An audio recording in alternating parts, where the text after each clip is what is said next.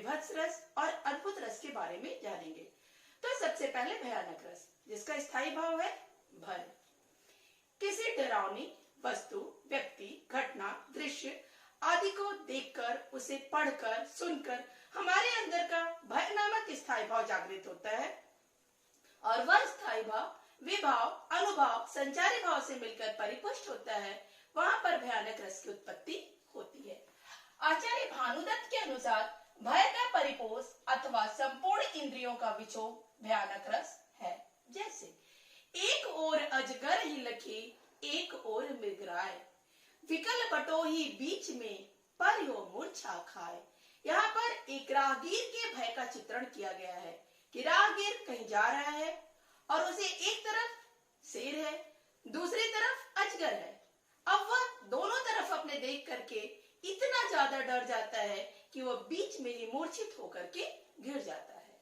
इस पंक्ति में आलंबन है अजगर और सिंह, आश्रय है राहगीर, उद्दीपन है अजगर और सिंह की भयानक आकृति, अनुभव है यात्री का कांपना, पसीना आना, मूर्छित होना आदि, संचारी भाव है आवेग, कंपन आदि। भयानक रस को भारतीय साहित्य में स्वीकार नहीं किया गया है, इसकी अवहेलना की गई है। कहने का तात्पर्य यह है कि भारतीय साहित्य में भयानक रस का प्रयोग बहुत ही कम देखने को मिलता है, किंतु पाश्चात्य साहित्य में यह प्रचुर मात्रा में प्रयोग किया गया है। और अब इसके बाद विभत्स रस, जिसका स्थायी भाव है घृणा या जुगुप्सा। जब किसी अरुचिकर, गंदी, भद्दी, घृणित वस्तु, व्यक्ति, घटना, दृश्य आदि को देखकर, उसे पढ़कर, उसके बारे में सुनकर, याद कर हमारे अंदर का घृणा नामक स्थायी भाव जागृत होता है और वह स्थायी भाव विभाव, अनुभव, संचारी भाव से मिलकर परिपुष्ट होता है। वहां पर विभत्स रस की उत्पत्ति होती है।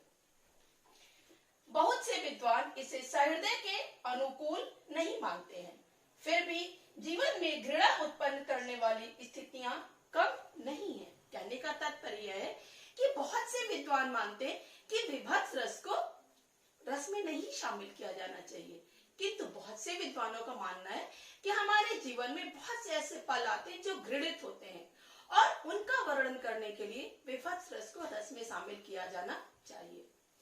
जिस तरह से श्रृंगार आदि रसों के कई आलंबन हैं, उसी प्रकार से विभत्स रस के भी कई आलंबन हैं। ऐसा नहीं है कि सिर्फ कोई भद्दी, घृणित वस्तु, व्यक्ति को देख करके ही हमारे अंदर घृणा का भाव पैदा होता है, बल्कि घृणित कर्म को देख करके, उसके बारे में भी सुनकर हमारे अंदर घृणा के भाव पैदा होते हैं। जैसे व्यभिचार, दुराचार, वासना, भोग, विलास, ये सब ऐसे कर्म हैं कि इनके बारे में भी सुनकर हमारे अंदर घृणा के भाव पैदा होते हैं। घृणा का एक एग्जाम्पल, सिर पर बैठो काग आंख दो खात निकारत, जीभई खींचत स्यार अति ही आनंद उर धारत, गीत जांग को खोदी खोदी के देत विदारत, स्वान आंगुरिन काटी काटी के खात विदारत। यहाँ पर स्मशान घाट के दृश्य का चित्रण है। हरिश्चंद्र स्मशान घाट पर बैठ करके इस दृश्य को देख रहे हैं कि किस प्रकार कौवे, सियार, गिद्ध, कुत्ते शव को नोच नोच करके खा रहे हैं और अत्यंत आनंदित हो रहे हैं।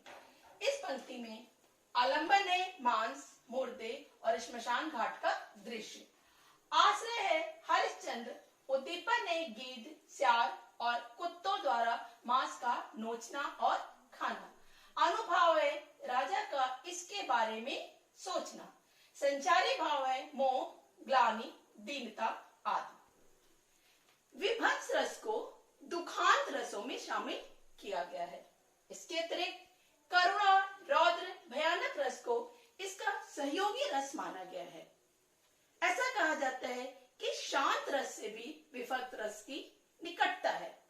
भारतीय साहित्य में विभत्स रस का भी प्रयोग बहुत ही कम देखने को मिलता है, किंतु तुलसीदास के रामचरितमानस के लंका कांड में, जहां पर राम और रावण की सेनाओं के युद्ध का चित्रण किया गया है, तथा भारत पाक विभाजन के समय का जो काव्य है, उसमें विभत्स रस भरपूर देखने को मिलता है। इसके अतिरिक्त सादत हसन मंटो, खुशवंत सिंह, भीष्म साहनी की रचनाओं में भी विभत्स रस पर्याप्त मात्रा में देखने में आता है। और अब विभत्स रस के बाद अद्भुत रस, किसी असाधारण वस्तु, व्यक्ति, घटना, दृश्य आदि के बारे में सुनकर, उसे देखकर, पढ़कर हमारे अंदर का विस्मय नामक स्थायी भाव जागृत होता है और वह स्थायी भाव विभाव, अनुभव, संचारी भाव से मिलकर परिपुष्ट होता है। वहां पर अद्भुत रस की उत्पत्ति होती है। जैसे क्या ही स्वच्छ चांदनी है यह, है क्या ही निस्तब्ध निशा, है स्वच्छंद सुमंद गंध यह, निरानंद है कौन दिशा। गुप्त जी अपने पंचवटी खंड काव्य में पंचवटी की सुंदरता का चित्रण कर रहे हैं कि जो रात्रि है वह एकदम शांत है, चांद अपनी चांदनी को बिखेरा हुआ है, वायु स्वच्छंद रूप से बह रही है, नियत रूपी नटनी चुपचाप एकदम शांति से अपने सारे क्रियाकलाप कर रही है।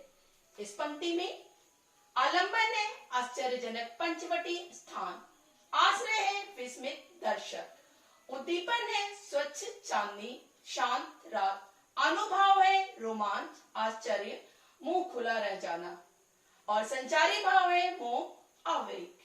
भरत मुनि के अनुसार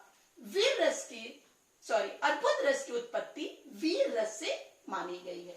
इसके अतिरिक्त भरत मुनि ने अद्भुत रस के दिव्य और आनंद जनित दो रूप बताए हैं। अद्भुत रस का चित्रण पाश्चात्य साहित्य में बहुत ही अधिक किया गया है। जो पाश्चात्य साहित्य के रोमांटिक कवि हैं, उन्होंने अद्भुत रस को काव्य की आत्मा माना है। इसके अतिरिक्त भारतीय साहित्य में भी अद्भुत रस का चित्रण देखने को मिलता है। हमारा यह वीडियो यहाँ पूरा हुआ। अगले वीडियो में हम रस के भेद को ही कंटिन्यू करेंगे।